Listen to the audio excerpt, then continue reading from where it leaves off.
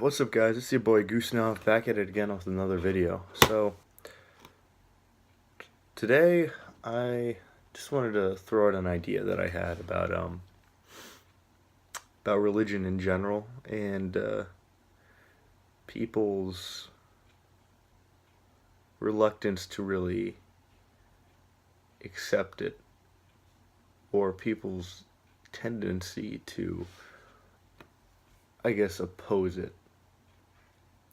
And you can see it to a pretty large extent nowadays when you have leftists saying that religion, it's only been a bad thing across history, and it's basically caused a lot of societal problems.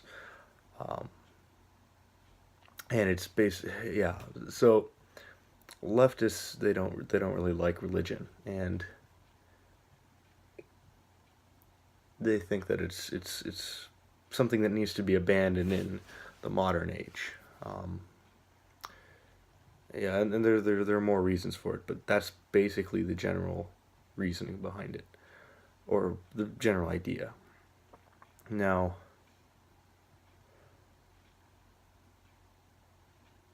my hypothesis is that you can never really get rid of religion or an individual's um, impetus to need to adhere to some religion of a sense. And in the 20th century, 21st century, I think that, well, number one, we've fallen away from believing in God, having strict adherence to a religion, or and from that, I think that there's been a void that's formed, and this void is basically an absence of religion. And I think that whenever you have a void in society that needs to be filled, it's going to be filled by something, no matter if you like it or not. And in the 20th century, this void has been filled by the state, of course.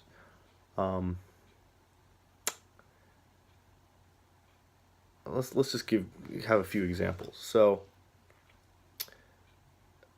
I'll probably go into this in another episode, but one of the I think a deep psychological reason a lot of leftists adhere to that ideology is because they have a desire to feel safe. They have a desire not to be hurt by things that are inherent in the real world. Because I mean, there's a lot out there that's kind of terrifying about the real world, and there's a lot of terrible things that can happen to you. And I think that leftists, they see the problems that the real world has in it, and they say, well, I don't want that to happen to me. I have to turn to some giant, omnipotent, powerful figure to save me from whatever this danger is. And I think that that's kind of what many religious people think that religion is. That you pray to God and He's going to make sure that bad things don't happen to you. Or that, yeah, basically, that's basically it. So I think that a large chunk of society believes in religion for that inherent reason, because they don't want the terrors of the world to affect them. So when you take away religion, you're still going to have the people who need that, who need some sort of satisfaction, knowing that they're protected somehow. So when you take that away, those same people are just going to flock to something different, which I believe is leftism, because they need someone to protect them. If it's not going to be God, then it's going to be the state. Now, let's just look at the gun issue. It's a simple issue. Leftists think that, well, here's the thing. If guns didn't exist, if like no guns, no one had a gun, we wouldn't have gun violence. And well, of course that's impossible to do. I mean anyone with a 2-year-old could figure this out. Just because someone, well, if you say, no, we're going to ban this, people are still going to find a way to get it, or people are going to hold on to the guns that they already have. So you can't erase guns. They already exist. What I think leftists inherently think is that, or many, or I guess some of them think this. What we need to do is simply take away guns, and the problem will be solved. Conceptually, it would work, but the thing is, you can't do that. You can't just make something disappear out of your own whim. Like, the only thing that could do that is, theoretically, God. God can do anything. So if God wanted guns to be gone, then they're gone. So people, instead of relying on God, they'd say, well, how can we make guns disappear? What they're going to do is they're going to go to the state. And what the state's going to do, well, of course the state's going to try and regulate it, try and do whatever they can, but we saw how bad the drug war is gone. Cartels being formed, and the drug problem is even worse than it was before. And we have an even worse problem that isn't even touched upon, which is the opioid crisis and the antidepressant crisis. Because, geez, so many reasons for that. But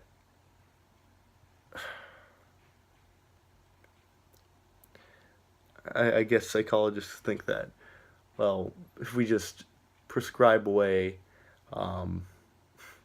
the pain, that instead of looking for inherent causes of why people are depressed, then things will work out. And God, dude, I mean, just do some research on it, because it's really terrible. Because I mean, antidepressants are just another drug.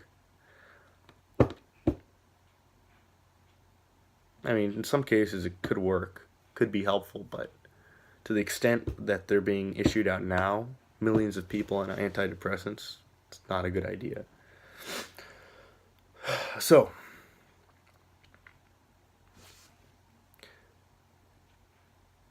leftists will see the state as their god, as a replacement for religion. And then there's, God, I've thought about this, and like, this argument is really, really complicated, and there's a lot of layers to it, but this is just the gist of it. Like, here's another thing. So, in religion, you have a priestly class. These are the people who are meant to carry on the morals, the traditions, the values of the religion, and make sure that, I guess, the religion is sustained. And these people are supposed to be people that the community looks up to, people who are the top of the moral hierarchy. They're the best people in the community. They're good people, they're intelligent people, and they are a moral beacon that people are to serve or look up to. And the people who fill that position, they're probably individuals who adhere to morals very strictly and see the values of religion as values that they need to follow to a T. Let's say in a good number of cases. When you take away a religion, you're still going to have those people like before. So where are those people going to go?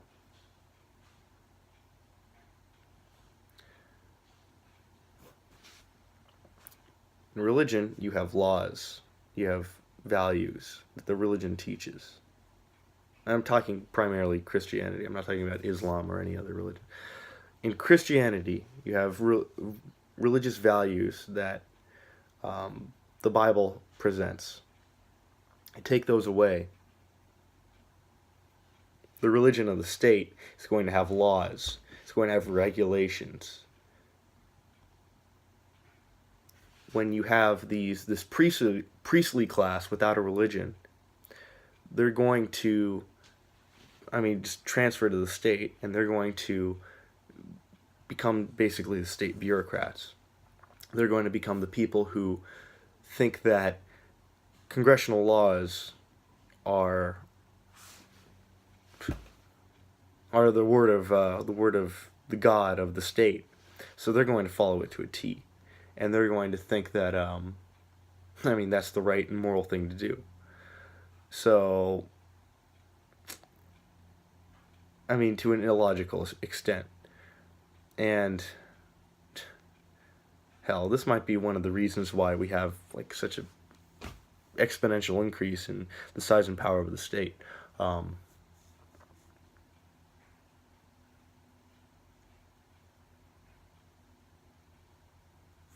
When members of this priestly class in the state get to positions of power, where they have the power to create the laws of the religion, the laws that govern the universe to them, what are they going to do? They're going to take advantage of that. They're going to say, well, think about it. If, let's say, the president, he's like the closest thing to being a god in the state. Congress, the Senate, high positions of government. This isn't just the United States government. This is like all governments. High positions of government, they're going to consider themselves like demigods, some group that is extremely high in the religious hierarchy. Because they get to create what the religion stands for, what the values are. Because in a state, there aren't really any inherent values. There might be, there's values that bolster the state, like patriotism, but even that's more of an offshoot of nationalism, but that's not really, I'd guess,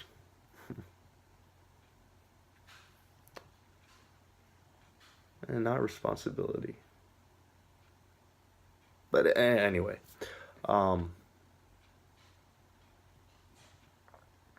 the bureaucrats who follow the laws with religious devotion, who end up actually turning from the point of following the laws to making the laws, it's going to be a huge power trip. When they get up there, they're going to think that their subjective motivations, subjective ideas about how the world works are the truth, are law, and they make complete sense.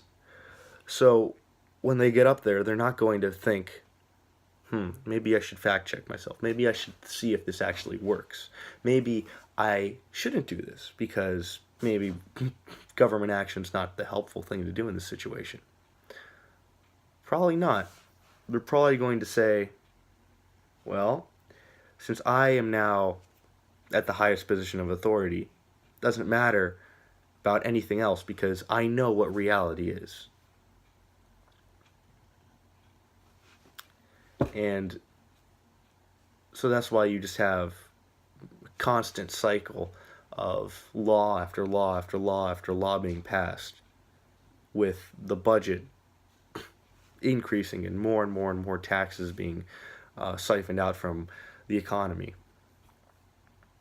and just huge overregulation because there's no cap, because there's no incentive for these people to do it, because they think that they already know the truth. As the state is a religion. But I'm just thinking out loud here. Like if there's a flaw in this argument, just point it out. We can have a discussion about it. But yeah,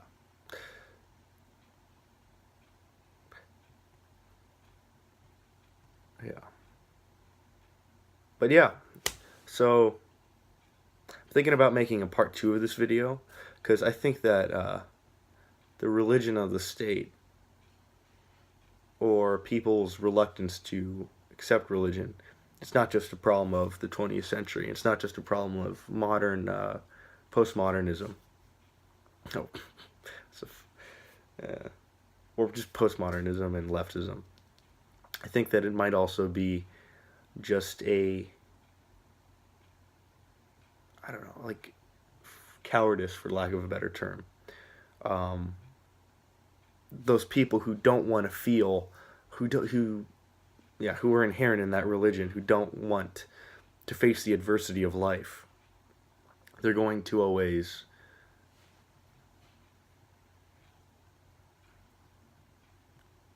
try and find something that will save them and protect them. And I'll probably make another video on that, but yeah. Anyway, thanks for watching. Leave a comment down below if you think that, I don't know, this is an interesting new video style, if you want to see more.